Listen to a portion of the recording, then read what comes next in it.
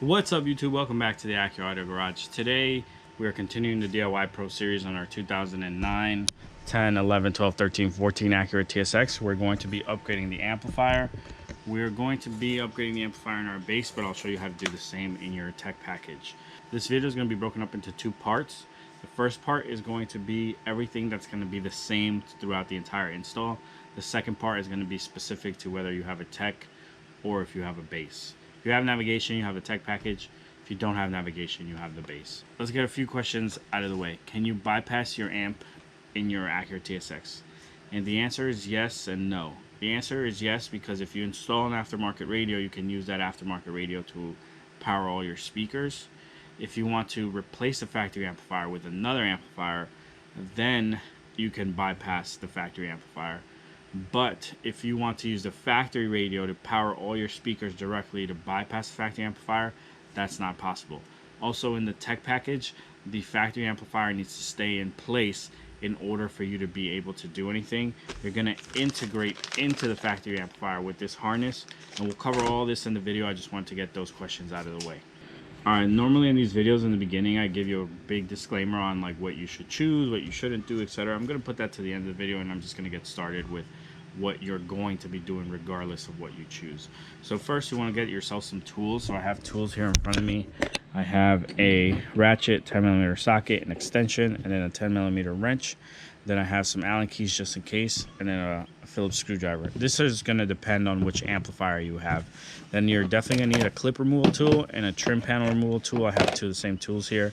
Then you're going to need an amp kit. The amp kit that you get is up to you. Then you're going to need some sort of line-out converter depending on what you choose to get. So I have the LC2I here, and then the one we sell. So then you're going to need one of these three harnesses, and this is going to depend on what you have and what you're doing. So all of them can use this. This is specific to the base. This is specific to the ELS, but we'll cover all those later on.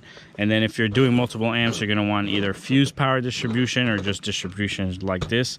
I recommend fuse distribution, but sometimes, like right now, I don't have it for this video. So basically, power goes in, and then it has fuses to your next strip of power, and that's how you want to protect your amps, is with a fuse right before your amp. All right, so we covered the tools you need, the stuff that you're going to need regardless of what you choose to do.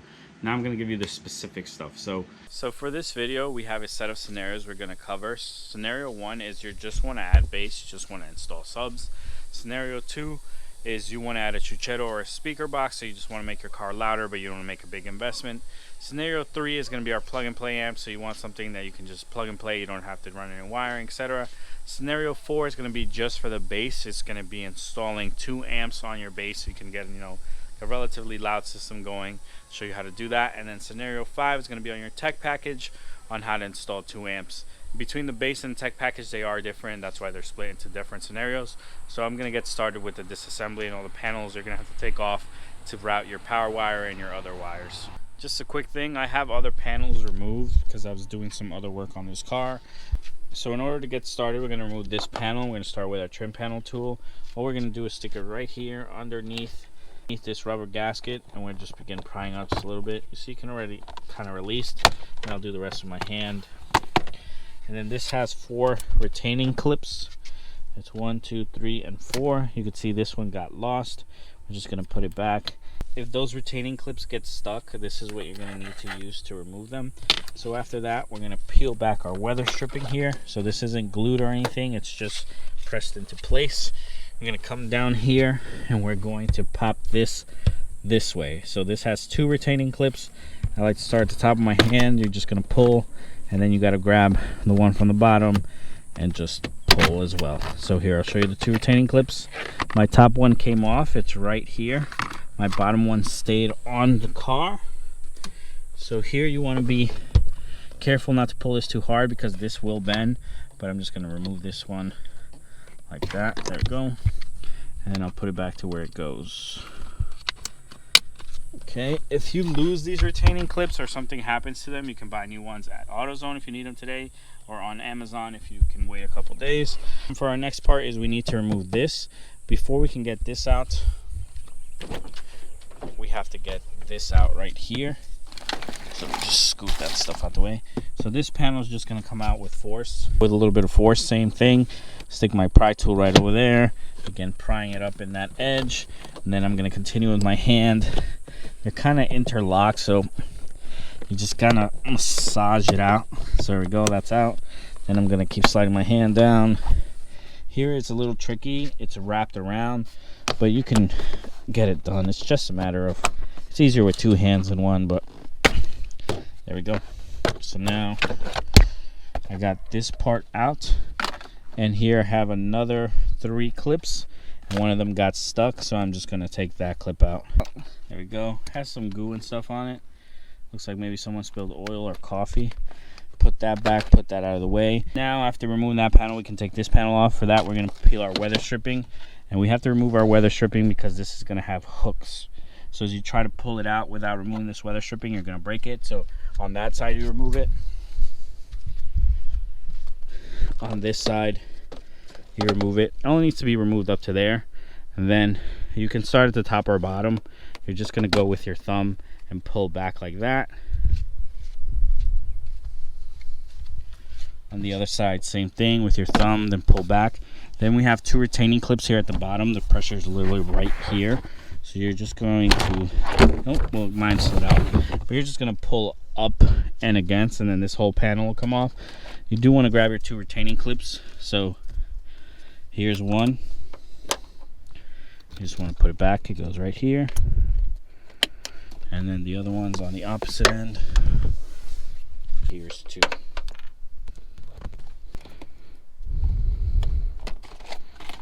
Alright, for our next step, we want to take this piece off. I'm not sure what to call it. Your seat end cap, your seat cushion. I'm not sure what you wouldn't call this piece, but you want to take it out. What's holding this is it's a hook and a 10mm over here. So we're going to need to release this side of the seat so we can get to that 10mm that's holding this in place. So you don't need to remove the entire seat if you don't want to. This has a clip that you're pulling. Let's see if I can get, yep, you're pulling out like this. So you're going to massage it up and down till it releases, and that's going to allow you to bring this up enough so you can see my 10mm right there. So I'm just going to take that out. It's no longer there. Now we can lift this up and out. So here's the hook. You want to be real careful. You want to come all the way up, and then you can pull it out. And here's the hook right here. You don't want to break it. This is what this panel looks like. So it's the 10mm down there, and then this hook, and then we're just going to put this on the roof. The reason we removed that panel is so we can open up all of this so we can properly guide our power wire right through there. You see, I'm going to follow the factory path straight into the trunk. Alright, so we cleared the way for our power wire run. Now we need to drill a hole in our firewall so we can snake our power wire up this way. Normally in other Acuras you can sometimes go through the factory grommet, but because the factory grommet in this car is in the middle, kind of behind the center of the dashboard, so it's going to be hard to see, but it's like literally up in this corner behind this. It's really hard to get to, and if you're poking holes in that grommet, you could eventually damage a wire, so I don't recommend it. I'm going to show you what we're going to do. So we're going to route our power wire from the positive terminal down this way underneath our air intake, through here, up and down that way into this crevice. We're going to drill a hole on the other side coming this way to get our power wire through. The factory grommet is right here. It's going to be hard to see. I'll try to get you, but it's right back there. It's in the middle of the engine. That's going to be super hard to run a wire through. You can if you don't want to drill a hole, but I recommend just drilling a hole because going that way is super annoying, and we're not going to show you how to do it on video. So here, real easy, clean way for you to know where to drill your hole. If you have an automatic, you're going to have a hole for the mounting mechanism for the manual cars, so you can just pull this right out. So I don't know if you can get that on video, but right there has this flap, and right here where my finger is now, you can drill your hole right there, and it'll be perfect on the other side where you need it to be. Alright, so I drilled my hole with an impact and a step bit. This is called a step bit. This is what you want to use. Make drilling the hole real easy. And I'll show you on this side and the other side. So here, you can see that nice hole into the body is, and that's what I was talking about. That this flap, you can tuck it up and above this, and then you can drill your hole as big as you need it to. You can make the hole as big or as small as you need it to be, depending on what kind of wire you're going to use. If you're going to use 0 gauge, you can make the hole really big. You're always going to make the hole a little bit bigger than the wire, so that you can put a grommet and sleeve the wire. I'll show you what a grommet looks like on screen. These have snap rings, I think, come in here, and it's just to make sure that moisture or water doesn't come into the cabin. So you want to seal it with silicone or use a properly sized grommet. You want to be watertight so that when it rains, water starts coming down, it doesn't end up on your carpet on the driver's side. This is a micro fuse tap. It just has the shape of a fuse, and it takes 2 fuses. It uses the same circuit that the primary fuse is on to generate a lead to give you. So if that fuse is always hot, this will be always hot. If that fuse is only on when the key's on, this will only be on with the keys on. So we're going to install our fuse tap on fuse 18. And since we took this panel off, this is where the diagram is. Oh no, fuse 18 is my top fuse, 7.5. It says accessory. So that's going to be on a row of single fuses. 18 is right up here. I'm going to pull the fuse. Oh, so this isn't the right fuse tap per se, but you can make it work because it uses the same teeth, but this fuse won't fit into the fuse tap, so we're just going to grab a different fuse tap. This is a mini fuse, I think, and then this is a micro fuse if I remember correctly. Let me grab the right one. Alright, so now we got our right fuse tap. This is the wrong fuse though. It has a 10 amp fuse. We want to use like a 3 amp or a 2 amp fuse, but for demonstration purposes this will work. So we're going to slide the fuse that we took out back into the first slot, not the slot that has the wire coming out. So the second slot has the wire coming out.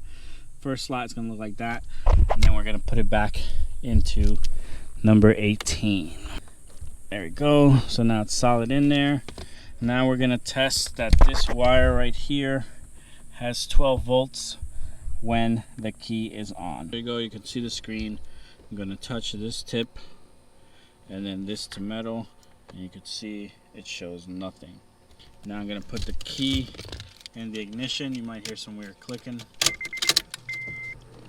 Okay, so then I'm going to touch metal and that again. And you can see we have 13 volts or 12 volts. We have a battery booster on here, so it's going to be a little higher, but you can see we have 12 volts. So now we have our hole for our power wire, and we have our fuse tap. Our fuse tap that we did earlier is to use as a remote to turn our amplifier on and off with the key. So your amplifier normally has 3 connections. It has power, which is constant power from the battery, the thick wire. You have ground, which is another thick wire that goes to metal. And then you have remote, which is a 12 volt source that tells the amp to turn on and off, and you want it to turn on and off with the key so it doesn't drain your battery. So both those wires are going to run down this side. That's why we opened up all of that and into our trunk, and then in our trunk we're going to remove the panels necessary to accommodate the wire. I'm sorry guys, I just realized that this thing wasn't recording my last few steps. So what I did when you weren't looking, and then it has a retaining clip here and a retaining clip here. Use your trim panel tool to pull them up. Then this piece right here slides into place. It has 3 retaining clips. One here, one up here, and then it has a metal retaining clip here. This one's probably going to break on you because it's metal on plastic. This is a poor design, but it will hold when you push it back in. So just be careful. You want to stick your pry tool in here first and wiggle this out. I kind of just pulled it, not being careful, forgetting that this one's metal. But now after that, you're able to massage this. You're gonna have to pull that out, massage this out of the way. And then on the other side, we have one more retaining clip, which is right here. Pull this one out. If you lose these or they break, Amazon and AutoZone has these, so you can pick them up and get the job done today. So now I should be able to just kind of slide this out of the way. There we go. There we go. So that's out of my way. And then I can pull this guy out of the car. And that opens up. Okay. So I can slide that out of the car, and that opens up my factory amp. Here are my factory amp connections. And we're going to look for a good place to also ground our amp. Maybe here. Over there, maybe onto this we'll see what we come up with. We're gonna get started with running our wire. I'm not gonna film this, I'll just show you when it's done. I just want to mention one thing, and that's gonna be the fuse cutoff. So when you get an amp kit, it's gonna have a fuse with it. You want to make sure you install that fuse. It's for safety reasons. It's so that your car doesn't go on fire because that wire is overheating and it's shorting to ground. So you just want to make sure you install that fuse cutoff. You can zip tie it in place. You can make a mount for it. It's up to you. I like using quality kits. Like this kicker kit is really good because it even comes already with the sleeving and where to cut it, so you can easily add that fuse. Sleeving I recommend for any wire that's going to come into the engine bay, just to protect it. And then we talked about that grommet earlier, but I'll show you all those little things when I actually do everything. I just am going to let you know that I'm skipping forward on that stuff. I'm not going to show you how to run all the wire. It's pretty self-explanatory. You're just going to run it down and zip tie it in place, and I'll show you what it looks like when it's actually done. So I opened our kit. I just wanted to talk to you about this. This is the snap ring. So this isn't a grommet per se, but it does the same thing. This is really to protect the wire. So got all my wiring done. You can see I have my fuse here. It's not out, but my fuse is connected and zip tied in place, and then my power wire runs underneath the intake into there, down this way, down that way. It's all zip tied in place, straight into the trunk. Now this is a good time to also run your bass knob or any additional RCAs you're going to need for whatever your circumstance is. For me, all of the connections are now going to be made in the back because the amplifier is back there. If you have an aftermarket radio though, you will need to run RCAs up to the front, and if you're going to do that, you can either run them on this side or that side. It's recommended to run power and RCA signal on different sides, so if you need to see how this side comes off, it's the exact same as the other side, so you could just do it again. If you have really high quality RCAs or really high quality stuff, then you can run it all up the same side. And then this panel gives you a nice, comes right off, and it gives you a nice place to mount a bass knob if you want to do that. We're not doing that in any of our installs. I'm actually going to put all the panels back now because everything else we're going to be doing is going to be in the trunk. So everything's back. Car looks like we never took it apart. Now we're going to start covering our scenario. So scenario one, remember, you just want to add subs or you just want more bass. So to get more bass, you could do, I guess, 2 or 3 things. You could upgrade this factory sub. This is the factory sub in TSX. We have a kicker plug and play subwoofer package. So it has the bracket, the subwoofer, the wire harness that just fell here on the floor. And then we're also going to be launching our own subwoofer soon. This thing is very pretty, I like it. So stay tuned for that. But back to what I was saying. So you could upgrade the sub. You'll get a little bit more bass, but it's really not going to be enough to really please anybody, I feel like. It's just a little bit more. You're going to want to amplify that sub with more power. So in that case, you can use our plug and play amp, the 5-channel. It gives you more power to the sub. Or you can use a dedicated amplifier. In our case, since this is the amplifier we're going to be using for subs, this is the one we're going to install. So we're going to use this to power aftermarket subs. We're going to put a little 10-inch back here. But if you wanted to use this to power an upgraded factory sub, you could as well. Just wanted to give you that option. All right, let's get started with the wiring. So I'm going to disconnect my left speaker and my subwoofer. So they're both disconnected. They're both hanging like so. I'm then going to take my T-harness. It has about 4 feet of wire, and I am going to run one side to the sub, and then I'm going to run the other side to the speaker, and then I'm going to plug my speaker back in. So my rear speaker and my subwoofer still have sound. They work like normal, but now I've captured the signal to my amplifier. I showed you in the car where this plugs in. The other side you can cut off and send to your LC2I, so you can do left as white and right as gray, and they're matching colors. Or if you're using our product, so this plugs in like so, so then this plugs into this like so, and now you have RCA out, and you also have adjustments for your gains. If you're wondering where to hook up the rest of the wires, I'm going to show you in the video, but you also do get a little instruction manual. And the way it breaks down is black and white black go to ground, blue goes to your amp, and this goes to the remote fuse tap we made on fuse 18. One thing it doesn't say on here, but it does say on the online manual, is that there is a delay to turn on and turn off, and I like that delay because it'll eliminate any pops when you're turning on. Sometimes it does result in a turn off pop, but I haven't seen it happen with the amplifiers we're using. But if you're experiencing that, let me know. I'd like to add it to the notes. But here we go. So now this RCA is plug in here, and then the RCAs plug into your amp. If you want something even simpler, you want to eliminate the line out converter altogether, I'll show you something. So the reason why I love the kicker key is because it has a built-in DSP, but it also was the inspiration for this harness, so that after you hook everything up, this just plugs right in here. You make sure that you set the input level to high, which means that it should be pushed in. You heard that little click. That little click means it's in high. And now power, ground, and our speaker, and we're all set. So I'm going to show you how easy it is to install this. If you wanted something bigger, more bass, I showed you the line out converter situation, and then you're just going to put it into your amp. We're going to use that line out converter later for the next step. So just if you want bass though, this is going to be the easiest way. Let me show you in the car. All right, YouTube, so scenario one, the wiring is complete. Again, we tapped our rear speakers. You're going to want to zip tie that if you're really going to leave this in place. It's going for the signal input to our amplifier.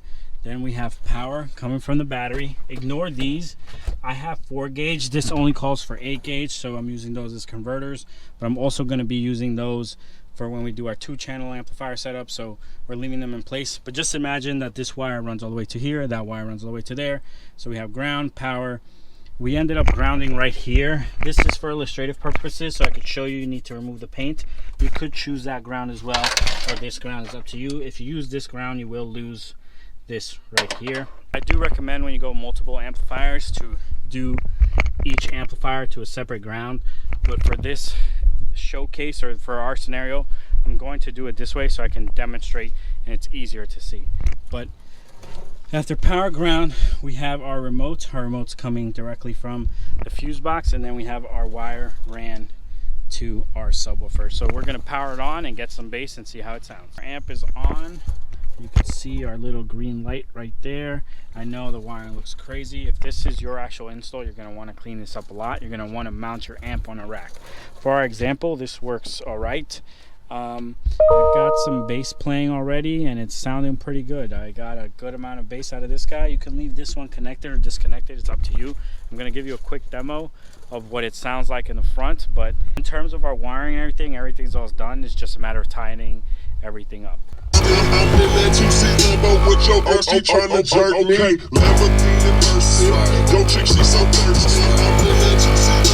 For scenario number 2, it's someone who wants to install either a chuchero like this one or a speaker box or something similar. In this case, you're installing a 4-channel amp, but your 4-channel amp isn't powering any of the internal speakers.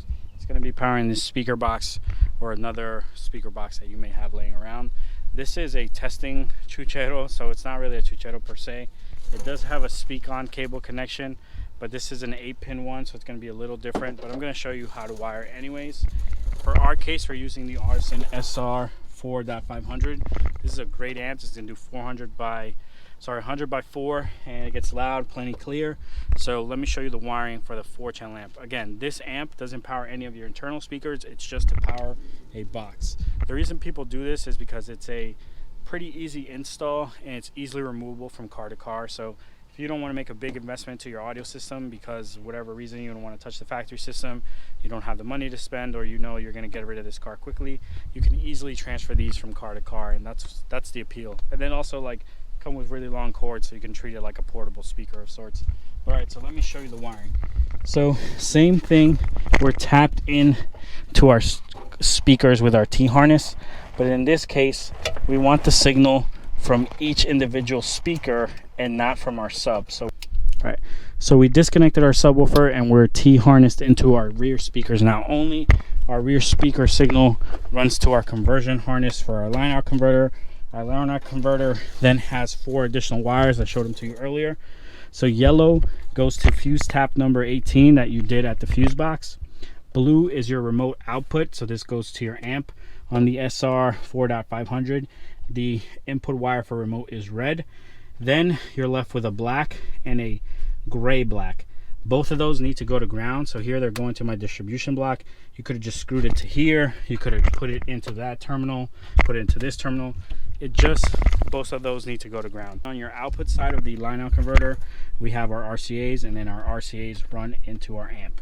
So this is taking 2 channels in and giving you 2 channels out, the rear left and the rear right. When you are powering a Chuchero, I usually recommend 4 outputs at the amplifier. You can have 2 inputs, but you need 4 outputs so that you can power this woofer and this woofer bridged, this speaker and this speaker bridged. If you power all of them from 1 output, you don't have a good control over what speaker gets what frequency, and you might hurt your speakers. So what's really cool about the Audison amp is that I can say, hey, I have 1 channel of input, but I want 2 channels of output.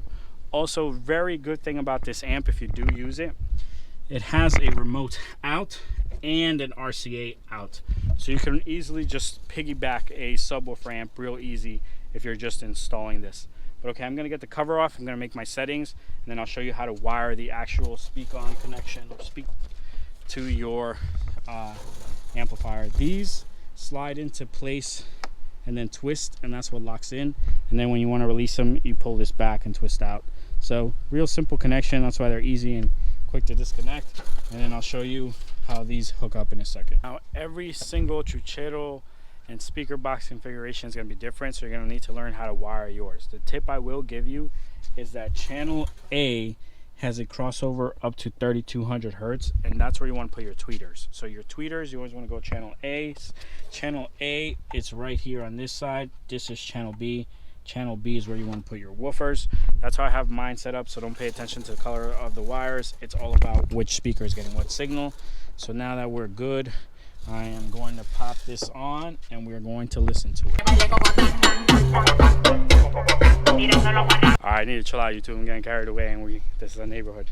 So our amplifier is on, our speaker is working. I don't know if you got that little demo of audio. All of our crossovers are set correctly. So if you're using this exact amp, you're using a Chuchero, here's what you want to follow. So you're going to leave that off, you're going to leave that off. This is going to set your gains. It's up to you. I think right here is a good point, but you're obviously going to want to set them properly with a tool or whatever you have available to you. You want to make sure your crossovers are both on high. You want to make sure this A crossover is maxed out and this one's about halfway, and then these you'll live off, and that's really it. If you want to get more involved, you're going to get yourself a crossover. If you want to run subs and a Chuchero, basically out of here, go into your crossover. I'm going to throw a still image right now so I could show you the wiring diagram. So out of here to your crossover, from your crossover, top goes to your Chuchero amp, second ones go to your Chuchero amp if you needed to, and the last ones go to your sub amp. So that's how you can use this right here to run your 2 amps. So all right guys, that was scenario number 2. We got our little speaker box Chuchero going. You can mount this on the rear deck, in the rear seat, wherever you're going to put yours.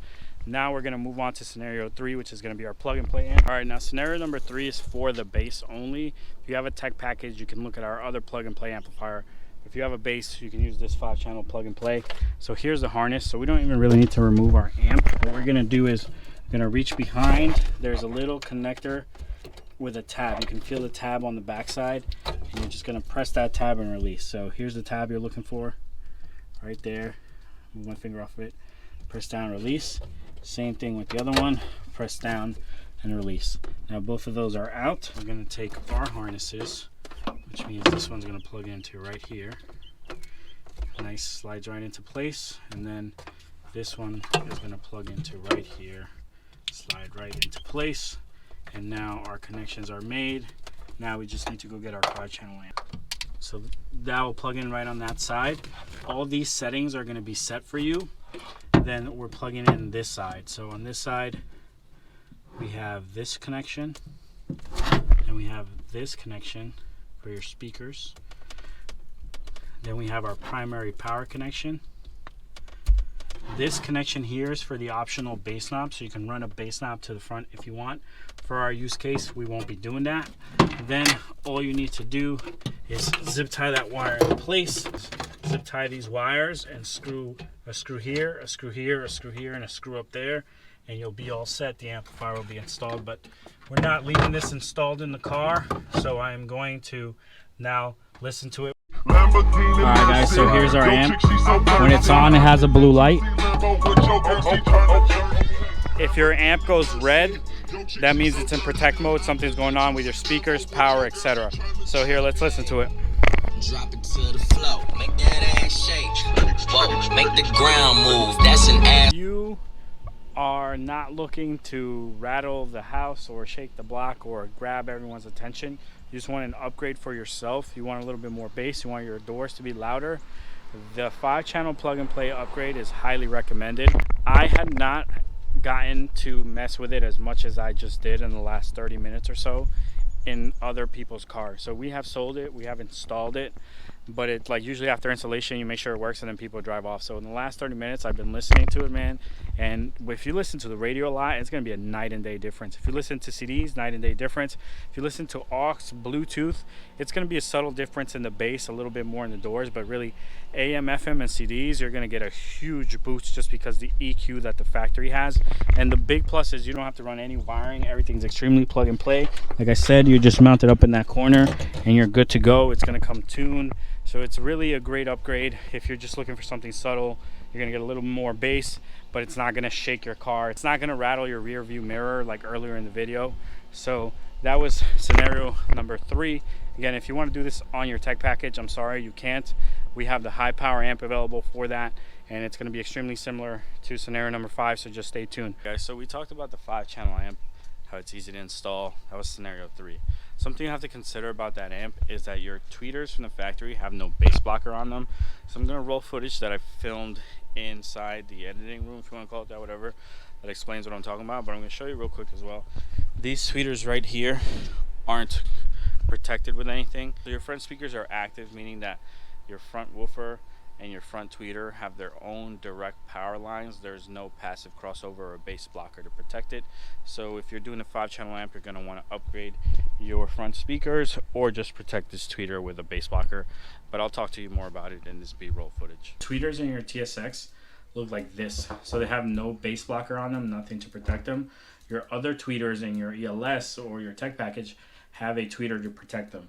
So if you go 5-channel amp or your own amp, you're going to want to protect these with something. I recommend protecting them with aftermarket speakers. Use a crossover or use our tweeter harness, or you could get some out of a different Acura. So like the Acura TL 2009 to 13 will have the same tweeter, but it will have a bass blocking capacitor. But I don't know how good that's going to sound, so I recommend just aftermarket speakers or use a bass blocker to protect this. That B-roll, you want to consider this on your bass if you're doing the 5-channel plug and play, or your own amp, which I'm about to show you scenario 4. So scenario 4 is going to be for the bass and kind of the tech package, because the setup for the bass is going to be extremely similar, just your integration into the tech package is going to be a little different. So on your bass, you can keep the factory radio, so our factory radio, and install another amplifier in place of the factory amplifier. You can't use that radio to power all your speakers directly. There's not enough output. You can use our amplifier bypass, you can find this on our website, to install your own amp. And you could use this to install the 5-channel amp if you don't want to buy it from us for whatever reason. Or you can run your own amp. So we're going to use this to set up our own amp to integrate into the factory. Something I want you to keep in mind is that with what we're doing, the factory controls still manipulate the radio or your volume or your output. So like when you go into the radio, these settings right here still manipulate the sound of your aftermarket amps. So if you're going to be messing with those settings, that you tune your amp appropriately, because you might have set your amp gains and everything all when that was at 0 or all flat, and if you start messing with that EQ or adding more bass, more treble, etc., you might be causing your amp to clip. So just keep that in mind. But those controls still manipulate the output of your amplifier on all of our scenarios. Now before we jump into scenario 4 and 5, you're going to want to pick up some speed wire, multi-conductor wire. This just has multiple conductors, meaning there's a bunch of little wires in there. So this has 9 wires already in it, and you can use this to run signal from the amp bypass to the amp. And I'll show you what I'm talking about. It's just bridging the gap because these wires aren't long enough right here. But we'll cover that in the video. The other thing is, if you want to go loud, if you want to make a big system, so like the 2 amplifiers we're using, one is about 400 watts and the other one's 500 watts. So at max. So our amp wiring kit, we use 4 gauge and we're splitting to 8 gauge, is fine for this. It'll work perfectly if you want to duplicate our exact setup. If you want bigger amps, you're going to have to run 0 gauge and then split to 4 gauge, or split to 0 gauge again, or run 2 independent 0 gauges. It can get real complicated, really confusing on how much power you're going to need. If you look at the other video that's releasing with this one, it's our buying guide. That's going to cover kind of more of what you need. So if you're going to push more than 1500 watts on your stock electrical, your stock amplifier is only between 100 and 120 amps. So you're going to be limited in your output. Plus that ELD is really going to kick you in the butt when the engine doesn't detect that there's a heavy load. So you're going to want to pick up another battery. This is a small battery. It says 1500 watts, but really you care about amp hours. But something like this will work as a buffer. So back in the day, you used to have these guys.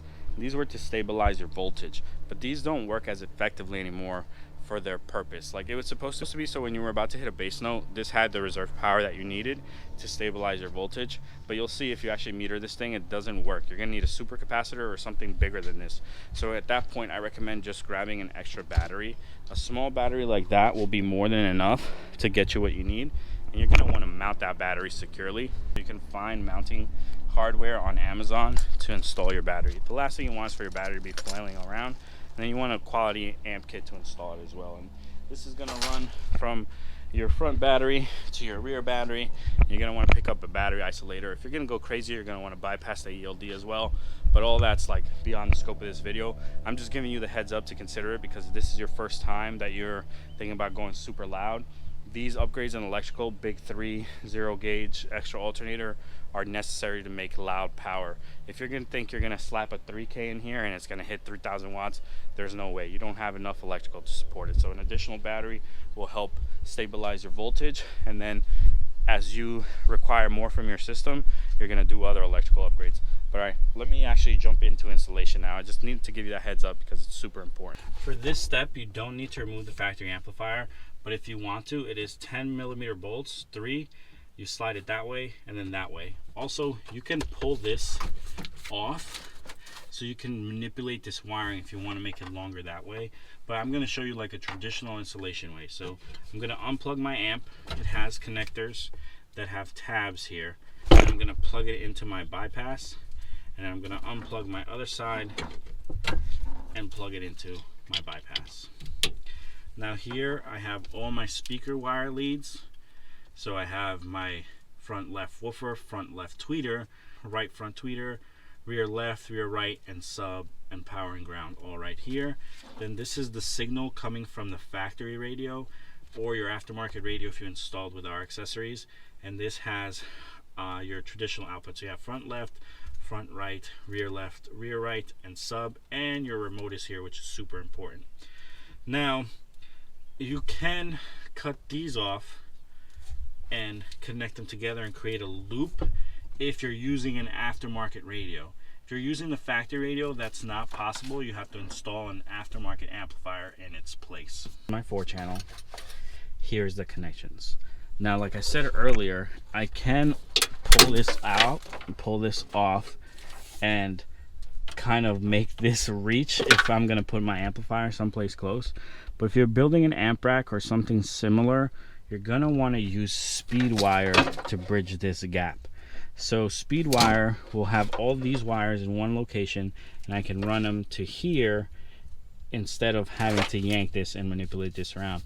Now this is possible, but I recommend just using speed wire. My wiring almost complete to my amp bypass. I'm using these quick crimp connectors because none of this is gonna be permanent. All this is to show you. I recommend soldering for you, or using the solder seal connectors instead of these, but this is all you have. This will work. I'm not going to use my power and ground here, and then my subwoofer I'm going to run on a separate line. It's not going through the speed wire. So this speed wire has the same colors as our amp bypass, so you're just going to match them. The only thing that will be confusing here is that you have 2 gray black wires and 2 gray wires, 2 white black wires and 2 white wires, and that's because your tweeters and your woofers are on separate lines, but you're going to combine them to one line here. Remember, you have to protect your tweeter or change your speakers to do it this way. There are other ways to wire this, but this is the more straightforward way, so this is the way I'm showing you. So it's going to be 2 gray blacks to 1 gray black, 2 grays to 1 gray, 2 whites to 1 white, and 2 white blacks to 1 white black. So just remember, on our side, you're going to bunch these 2 wires up that say FL negative, FL negative, FL positive, FL positive, and you're going to basically just color match everything. Now the only thing that's missing is this blue wire, but this blue wire goes to this blue wire. So I'm going to make my final connections. Quick disclaimer before I forget, this scenario has come up and I'm sure you've thought about it. You have the base, but you want to add the rear door speakers.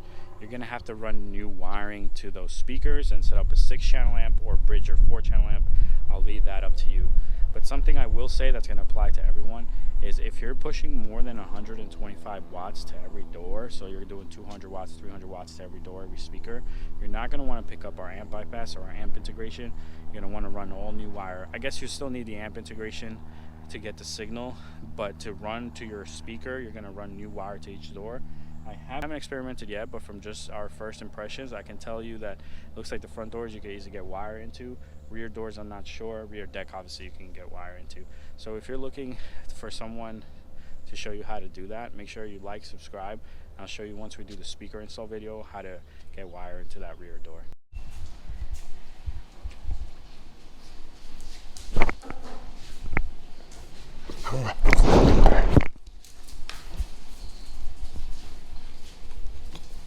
All my connections are done. My speed wire is in. I also ran additional wire for my subwoofer. This is only necessary if you plan to power the factory sub.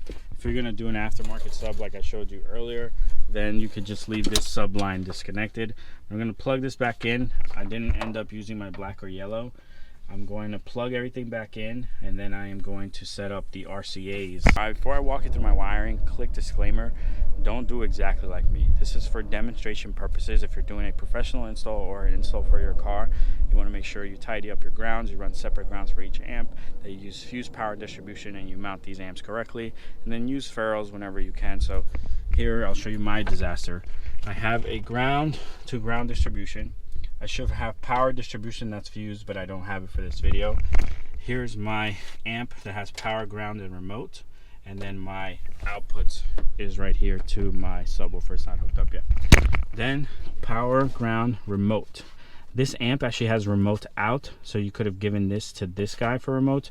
What I did is I jumped the remote that comes from my speed wire from here. So this one remote wire gets split into 2, and it goes to this amp and this amp. The remote turn on signal for these amps is only like 0.5 of an amp, so you're safe with that. But if you're doing multiple amps or a different brand of amp, it might require more input amperage to turn it on, so you might need something that has more power. This is the only scenario where I'm not using the wire that we ran earlier, but it's here. You want to run it just in case that you can't use this method. You have a remote source available to you right away. But let me show you some stuff I did off of camera. So I hooked all these up. So AL is whites, AR is gray, BL is green, BR is purple. Positives on the top, negatives on the bottom. I did not hook any of this up yet. I told you where I got my remote from. Now I'm going to do my RCAs. So my RCAs are going to come from here to here, and then from here to right here.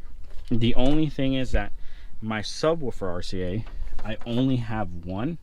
So here I have 2. So you can grab an RCA Y splitter, or you could run just one RCA. All right, now I know this looks crazy, but I need you to bear with me. So out of my RCAs, my white and my gray go to in A, in A, in B, in B would be the next set, and those are my green and my purple.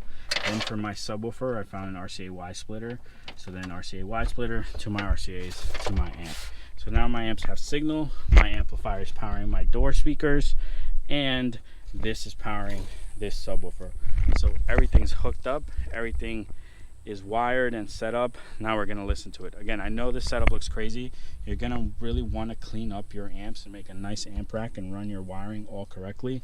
But this is to show you how to do it and for it to be nice and visible so you can understand it. I know there's a lot of wire everywhere, but I covered everything in small steps. So just do one step at a time and you'll be able to accomplish this as well. If you're not careful here with this setup, these 2 amps are pretty strong. So if you're gonna use this on a external box, you're good for the kicker amp. But if you're gonna use it on the factory sub, you're gonna blow that sub up in a matter of seconds if you're not careful. Also, this thing is plenty loud. Here are what my settings right now, just messing around with it.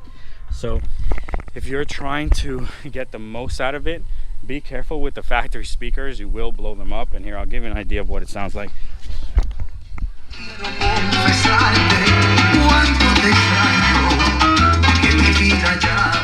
That's more than double as loud than it was from the factory. So that little amp is putting out plenty of power. I highly recommend it if you're doing a Troubleshooting or a system like this. It's tiny. They're both tiny amps. I know if you have stuff laying around, it's probably way bigger. It's going to take up more trunk space. So this is a scenario where you're going to get good bass, good sound, make your car louder, and I think you're really going to enjoy it. I really like the way it sounds. Now that's going to wrap up scenario 4. Scenario 5 is going to be extremely similar. It's just where we're getting our signal from that's going to be different. So let me get started with that. So we're up to scenario number 5. You have a tech package. It's going to have 8 speakers or 10 speakers depending how you describe it. You need to decide which speakers you're going to amplify and which you're going to leave on the factory power. In this case, we have to leave the factory amplifier connected so we can manipulate the volume with the factory radio. If you bypass the factory amplifier, there is no communication between the amplifier and the radio. You will not be able to adjust the volume from the radio. When you turn the knob, it will not do anything. When you turn the knob on the factory system, it sends commands from the factory radio to the factory amplifier via CAN bus to turn up the volume at the amplifier. So that's why you lose volume control. So you're going to want to leave the factory amplifier in place. So we're going to leave it connected. We're going to integrate into it. Here's what the factory amplifier will look like. This is from an MDX, but it's going to be the same. It's just going to be mounted here on your TSX with a bracket, but the connections are the same. You have a 28 pin and an 18 pin. So the way you integrate into the amplifier is you capture the output. So this is the input, this is the output. This will plug into here, and now this plugs into the factory connection. Then these wires are all labeled for you to decide which speakers you want to amplify. So most of the time I tell people to leave their center speaker not amplified and their rear door speakers not amplified to amplify the rear deck and the front doors. So that's what we're going to do since we only have a 4-channel amplifier. We're also going to grab our subwoofer signal, but we're not going to feed the factory subwoofer back any audio. So what we're going to do is we're going to cut these wires and we're going to connect them to our line out converter. If you want to amplify every single channel, you need a Link 8 or an LC8i from Audio Control. I like the WaveTech pieces more, but it's up to you what you want to use. If you want to go super advanced, then you want a DSP. The bit node from Audison is a good choice. Audio Control has good choices. There are a ton of DSPs. You want it to have high level inputs. You want it to have at least 6, if not 8 inputs. So if you're confused about what to get, check out the buying guide. But in our case, I'm going to show you with the Link 6. I am going to leave the rear doors, my center, on the factory amplifier. So they're still going to have audio from the factory. I'm going to amplify my front doors, including my tweeters, my subwoofer, and my rear deck speakers so you can hear it. I'm keeping this here so I can show it to you. So on the plug, that's the male. This is going to plug into the amp. This is the output from the amp. You're going to cut the wires that say FR plus sign, RL plus sign, sub negative, sub positive, which is over here, front right positive, front left negative, rear left negative, front right positive, rear front right negative. Those are all your door speakers. So front door speakers, rear door speakers, sub. On this side, the wires that you cut go like this. So you have black and yellow, you're going to need to tap. These wires don't come with this. You're going to need to find extra 2 wires. You can use more remote wire, but ground to ground, which is that first pin, and then constant power, you can grab them right out of here on this same harness. Then your remote in that we ran earlier from fuse 18. Then this is your remote out that's going to go to your amps. Then it goes white, white, black, gray, gray, black, green, green, black, purple, purple, black, brown, brown, black. And that's your output from your amplifier. And now you have RCAs to use and you have a remote. This is the biggest difference in your tech package, is that you have to use the line out converter and you have to grab this harness instead of the amp bypass. Then from your speed wire, so from here, this is going to be my speed wire. I'm going to color match to this side, and that's how I'll get sound back into the car. So I have some additional wire here. Unlike your bass your tweeters here are protected. They have a base blocking capacitor on them, so you're not going to have extra whites or extra grays. Everything's just going to match 1-to-1, and all your colors are just going to match. I'm just going to put caps on these, and then all of our wiring will be done, and we can hook up our RCAs. So here's the final product. I know it looks crazy, but for your demonstration, this is as good as it's going to get. So the connector that used to plug into the amp goes into our T-harness, and then the other side of our T-harness goes back into the amp. The wires that we strip cut are then going to our WaveTech piece. Our WaveTech piece, you want to set your gains. You're going to watch for these clip lights. You're going to set these in the middle though, so that the inputs are coming from their directive inputs. And then here we go. We have our fronts, our rears, and our sub going to our amps. That's the biggest difference in the tech package, is that you have to do that or something similar with a DSP. You just don't get harnesses to connect. You have to add that extra step. If you're wondering what to get, look at the buying guide, because it's going to show you which amps or which DSPs to consider. Now we're going to listen to the system and see what kind of performance we get. This is a bass. The pinout is different, but it will work the way that we're expecting it to. My amps are on, so this amp is on, this amp is on. The volume's low, so we don't have any sound, so let me put the volume up. This is on too. You can see the little power light.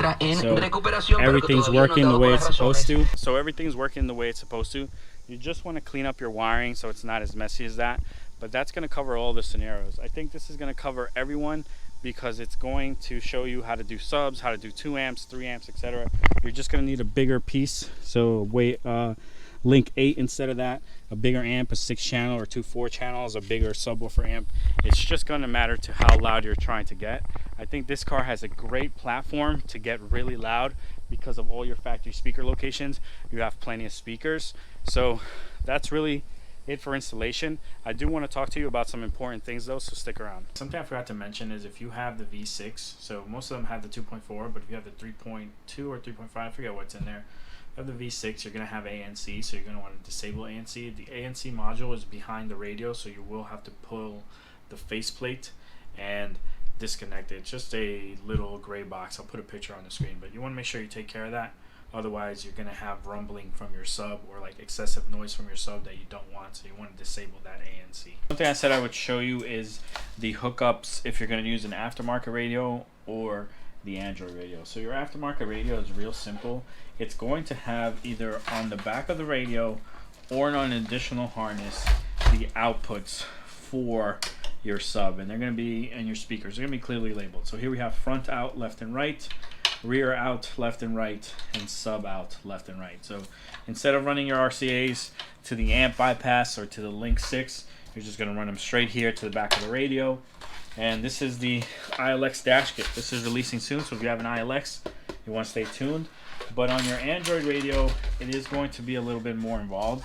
Your Android radio is going to come with 2 harnesses usually. So it's going to come with the one that has very few outputs. It's just going to have audio left and right out.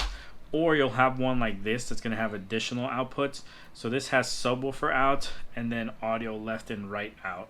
So if you want to use this, the easiest way would be to put Y splitters here to create 4, or install a crossover or an amplifier. I showed you the SR4 can take 2 channels of input and generate 4 channels of output. So you could use that, and then the same for your subwoofer or Y splitter.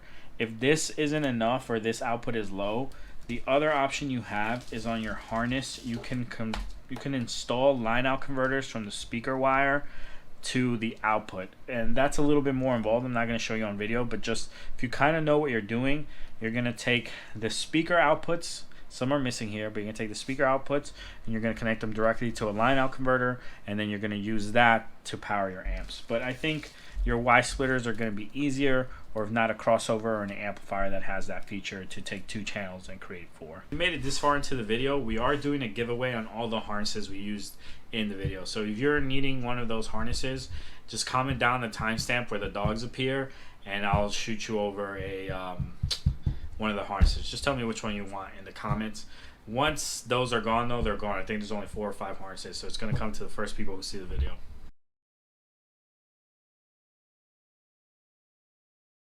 One of the most common things you're going to experience is going to be you wired everything up, and immediately or right after you put the volume up, the amplifier goes into protect, Now this is such a terrible situation to be in, but usually it has an easy fix. So the first thing is check your ground, make sure your ground is tight and in the amp and seated properly in your terminal. The second thing is going to be to check your speakers. So if you have aftermarket speakers or factory speakers, it does not matter, you want to check them. So what will happen with your aftermarket speakers is when you're installing them, you're drilling them into the door, you're doing whatever you're doing, the terminals of the actual speaker end up touching metal. When they touch metal, they short out, and it'll only happen in certain instances where, like, I don't know how to explain it. Like, it just happens in certain instances. So like the speaker will shift just a little bit and they'll be touching metal, and they'll shift again and it won't touch metal, and it'll work for a little bit. So just check your speakers. If you want to be safe, just put a little piece of electrical tape right around the terminals, and that'll be more than enough to protect them from being shorted. So what happens with the factory speakers is they start to deteriorate a little bit, and internally they start to fail. So after playing some music, the resistance is too high or it's shorting to ground inside the speaker, and it's going to throw your amp into protect. So usually there's nothing wrong with the amp or the input side. It's usually the speakers on the output side. So you just want to check those. And you can go one by one. This is an aftermarket amp, so you can pull all the wires out and then hook up just the front left, see if it happens. Hook up just the front right, see if it happens, and then continue down the line until you find the issue. So don't be discouraged. This one's easy to solve. It's going into protect. It's usually one of your speakers, or if not, it's your ground. On your power side, it can go into protect as well, depending on your amp, if your remote is losing voltage. So like your remote wire should always have 12 volts or like 13 volts, whatever it turns out to be. If for whatever reason something's happening where it's going from 12 to 8, when your base hits, maybe it's pulling so much current that it's dropping the output on the remote, that could trigger your amp going into protect. So check your remote wire as well.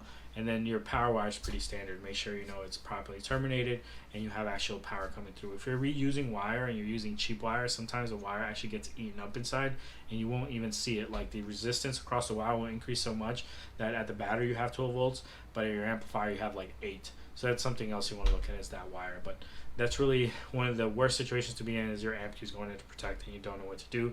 So I hope those tips help you. Another general tip or something that might happen to you is just noise. So nothing goes into protect, but you just have hissing, you have some ringing, you have alternator feedback, you have some sort of noise. So to combat noise, you need to find the source. Sometimes you're either going to fix the actual problem or put a band-aid over it, and it's going to be up to you what you choose. So your band-aids are going to be a power filter, so if you have dirty power filter, or ground loop isolators if you have dirty RCAs. So ground loop isolators will take the hissing out or the ringing out of like RCAs, but alternator feedback they're not that good at getting rid of. Alternator feedback is usually dirty power, so you're going to want to use a power filter. Or something that does work is you can clean the grounds around the car. So there's a ground from the battery to the body. There's another ground from the engine to the body, and another ground from the transmission to the body. So make sure all those are good.